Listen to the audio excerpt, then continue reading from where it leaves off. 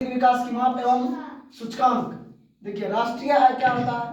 तो राष्ट्रीय आय किसी देश में एक वर्ष की अवधि में, यानी कि पूरा एक वर्ष की अवधि में, एक वर्ष की अवधि में कहने का मतलब है कि एक वर्ष में 12 माह होता है, और इस 12 माह में उत्पादित मतलब जितने भी वस्तु को बनाया गया है, जितने भी वस्तु हैं और जितने भी वस्तु को उत्पादित की गई है, सभी वस्तुओं एवं सेवाओं के और जितना सेवा मिला है उनके मौद्रिक मूल्य की मतलब कि उत्पादित जिस वस्तु को हम किए हैं और उनका सेवा जितना हुआ है, दोनों में जितना पैसा लगा, जितना रुपया हुआ है, जितना रुपया लगा हुआ है, उसके योग को हम लोग राष्ट्रीय आय कहते हैं। नॉट एक बात को गौर कीजिएगा आप लोग कि आय जो होती है, ये आय किसे कहते हैं? जब कोई भी व्यक्ति शारीरिक अथवा मानसिक रूप से परिश्रम करके उनके बदले उनको जो कुछ भी मिलता है उसे हम लोग आय कहते हैं। तो यहाँ पर कहा गया है कि आय जो होती है, आय पॉजिटिव मतलब कि आय यदि अधिक हो, जिस देश की आय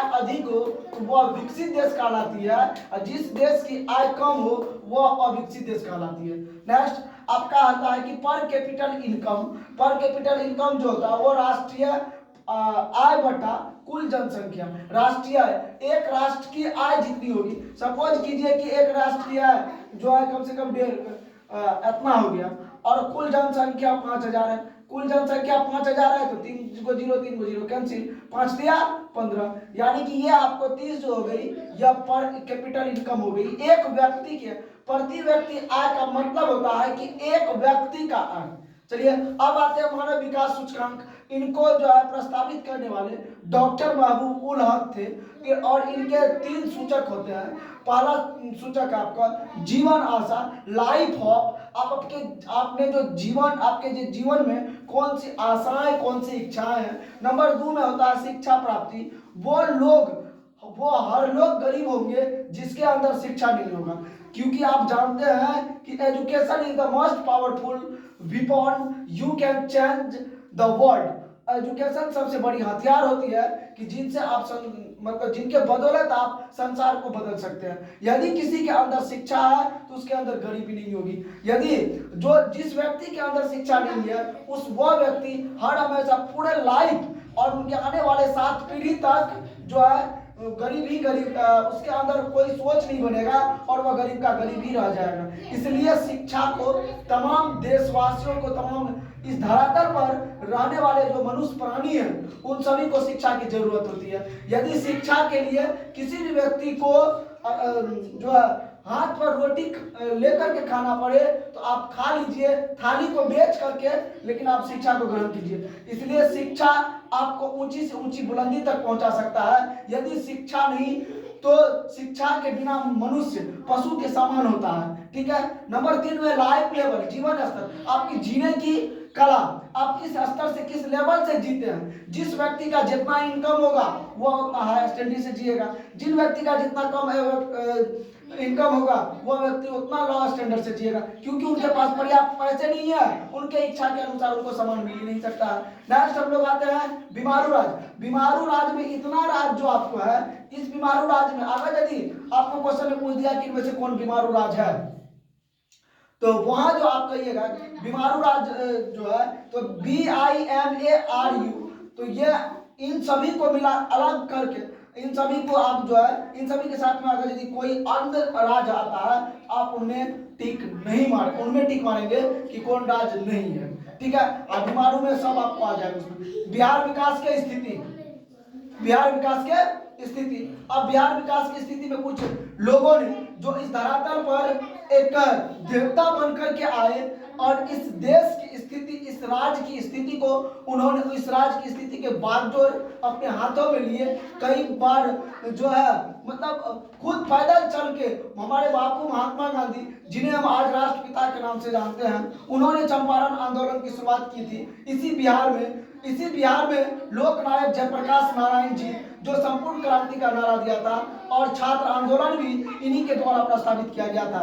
लोक गीतकार के रूप में हम उन्हें जानते हैं, और लोक गीतकार जो है भिखारी ठाकुर, इन सभी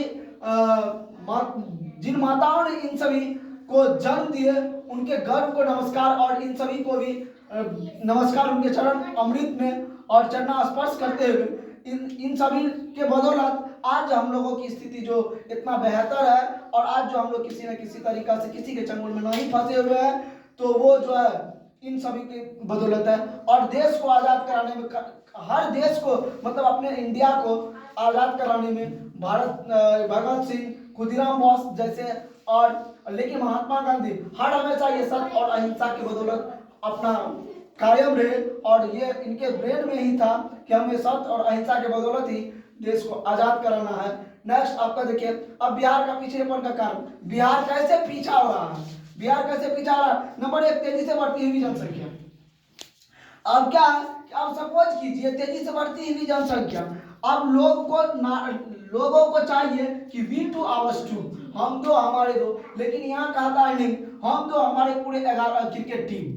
तो ठीक है, तो अब क्रिकेट टीम अगर यदि आप तैयार कर लेते हैं, तो क्रिकेट टीम तैयार करने के लिए कोई बात नहीं है, आप क्रिकेट टीम के लिए बार बार प्रैक्टिस करते रहते हैं। लेकिन एक बात यह सोचिए कि आप 11 तो ले आएंगे, लेकिन आपकी जो भूमि, सपोज कीजिए कि 2 कट्ठा और 2 कट्ठा में आप सभी निवास कर रहे हैं, उस 11 क्या एडजस्ट हो पाएंगे? इससे क्या होगा, तो जमीन की कमी पड़ेगी, भूमि की कमी पड़ेगी, पैसों की कमी पड़ेगी, खिलाने से पिलाने तक और पढ़ाने लिखाने तक। ऐसे परिवार की स्थिति क्या हो जाएगी, गरीबी के गोद में पलेगी इस तरह के फैमिली को, यदि तेजी से बढ़ती हुई जनसंख्या पर कंट्रोल नहीं होता है तो।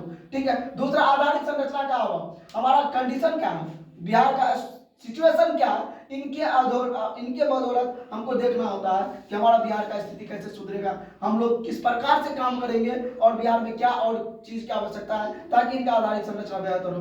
दूसरा तीसरा बात, कृषि पर निर्भरता। यहाँ के लोग, हम मानते हैं कि भारत एक कृषि प्रधान देश है, लेकिन भारत एक कृषि प्रधान देश रहते हुए भी बिहार में सबसे ज्यादा अभी लोग कृषि पर निर्भर करते हैं, और कृषि पर निर्भर करने के कृषि पर जो निर्भर करते हैं, इसीलिए बिहार का स्थिति बिहार का जो है स्थिति जो पिछड़ा है, क्योंकि लोग अब कृषि पर, आज कोई खेती किया, उनके बाद कई दिन के बाद उनको उस खेती से जो फसल उपजी है तो उनको वह बेचेगा, कई उसके बाद पैसा आएगा, लेकिन उनको डेली का रोजगार नहीं है, जिसके कारण बिहार की स्थिति का जो है पिछड़ापन हो रही है। और नेक्स्ट आपका औद्योगिक पिछड़ापन, और सबसे ज्यादा इंपॉर्टेंट औद्योगिक पिछड़ापन। यहाँ बिहार में कोई फैक्ट्रीज है नहीं कि यहाँ के गरीब गुरबा लोग वहाँ उस फैक्ट्रीज में जाएंगे, काम करेंगे, उनको पैसा मिलेगा, डेली का काम मिलता ही नहीं है, इसलिए औद्योगिक पिछड़ापन भी जो है सबसे बड़ा कारण है बिहार के इस गरीबी होने का स्थिति। नेक्स्ट आपका है देखिए, बाढ़ तथा सूखा से क्षति।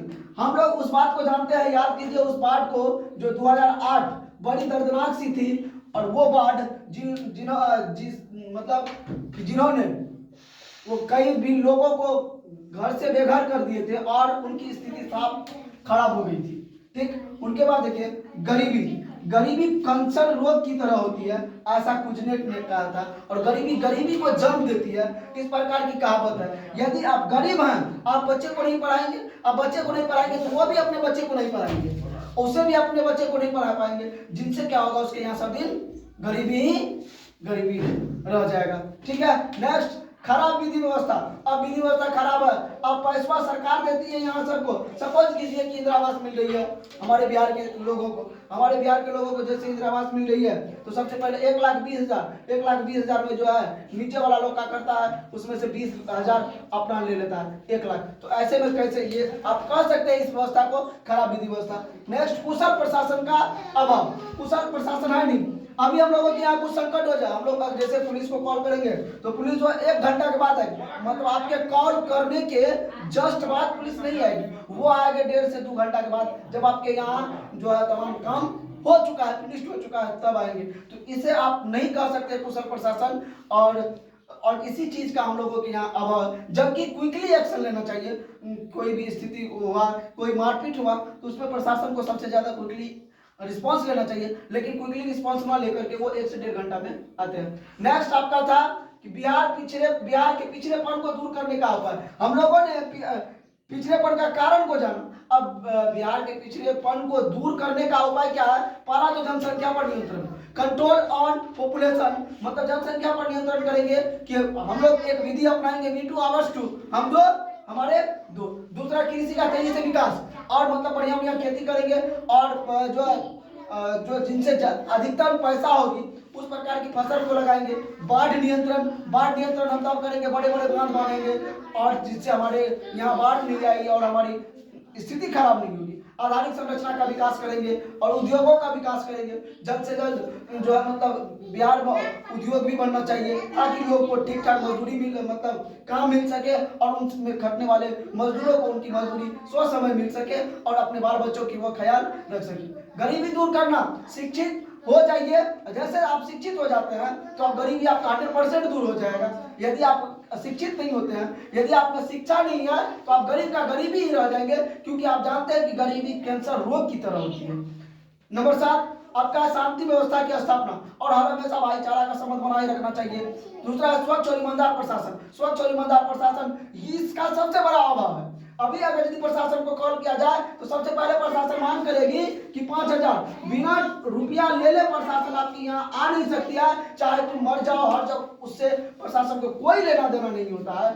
और ये सबसे अभी प्रशासन का ही विधि व्यवस्था खराब है, क्योंकि वे उनके लिए रिस्पॉन्स नहीं लेते हैं और एक एक पैसा चुरा लेते हैं। उनके बाद वो किसी के यहाँ जाते हैं तब तक तो उनके यहाँ मारपीट या किसी प्रकार की अन्य घटना हो जाती है। और उसके बाद केंद्र से अधिक मात्रा में संसाधन, केंद्र से अधिक मात्रा में, केंद्र से जो है अधिक मात्रा में संसाधन का उपयोग करने का हस्तांतरण और केंद्र से हमारी अर्थव्यवस्था को दृढ़ करने के, मजबूत करने के लिए जो है संसाधन का हस्तांतरण करना चाहिए। अधिक से अधिक संसाधन मिलना चाहिए, अधिक से अधिक हम लोगों को काम मिलना चाहिए, अधिक से अधिक सामान का उपलब्ध करवाना चाहिए ताकि यहाँ से गरीबी दूर हो सके। लेकिन सबसे ज्यादा अभाव आज के दौर में देखा जाए तो स्वच्छ और ईमानदार प्रशासन कोई नहीं है। क्योंकि आप जानते हैं कि पुलिस का फुल फॉर्म होता है, पी से होता है पोलाइट, ओ से होता है ओबीडियंट और एल से होता है लीगल, आई से होता है इंटेलिजेंट, सी से होता है क्लेवर और एन से होता है नोबेल। इतनी सारे चीज होनी चाहिए पुलिस में, जो कि आजकल जो इतना सारा चीज पुलिस में नहीं है। और वो एकदम लगेगा उनको कि कई दिन से कई रातों से वो चैन का नींद ले रहे हैं और तब तक मैं इधर कान कपाट जितना भी है फूट फाट के एकदम फिट है, मार खा के और पूरा मस्त है। तब वो प्रशासन आपके यहाँ आएगी और वो कहेगी आइए थाने पर केस लिखवाइए। जैसे आप केस लिखवाने जाओगे तो वहां तो सबसे पहले आपको 10,000 12,000, अब आपके पास पैसा नहीं है तो आप कर्जा उठा करके उस पुलिस को दीजिए। और याद रखिएगा, जैसे आप कर्जा उठा लिए तो आप कर्ज में लग गए, कर्ज के तले दब गए और उनसे जो है अब प्रशासन पैसा लेगी और उनके बाद आपको रिलैक्स करेगी। ठीक है, नाउ दैट्स ऑल। जय हिंद, जय भारत। यह योजना राष्ट्रीय ग्रामीण रोजगार गारंटी अधिनियम के तहत है और इनका एक उद्देश्य था कि ग्रामीण में बसने वाले लोग, ग्रामीण क्षेत्र में रहने वाले लोगों को जो है रोजगार की प्राप्ति करवाई जाए, रोजगार दी जाए ताकि लोग अपना रोजगार पा करके डेली काम करेंगे और उनके बदले उन्हें पैसा मिलेंगे और उनका जो है जो आवश्यक सामग्री है और जो आवश्यकता है उनकी लाइफ में उनका वो पूरा हो सके। नेक्स्ट आपका आता है एपीएल और बीपीएल। एपीएल का फुल फॉर्म होता है एबव पॉवर्टी लाइन, गरीबी रेखा से ऊपर, और बीपीएल का फुल फॉर्म होता है बिलो पॉवर्टी लाइन, गरीबी रेखा से नीचे। याद रखिए, ध्यान से दीजिएगा, देखिएगा कि रूरल लिखे हैं, अर्बन लिखे हैं। अर्बन जो होता है वो शहरी क्षेत्र होता है। अर्बन कौन सा क्षेत्र होता है? शहरी क्षेत्र होता है। जब अर्बन में 2100 कैलोरी होता है तो तब वहाँ जो है गरीबी रेखा, और यहाँ रूरल में जो ग्रामीण क्षेत्र जो होते हैं उनमें 2400 कैलोरी में वो क्या होता है? बीपीएल मतलब गरीबी रेखा से नीचे होते हैं। Now that's all.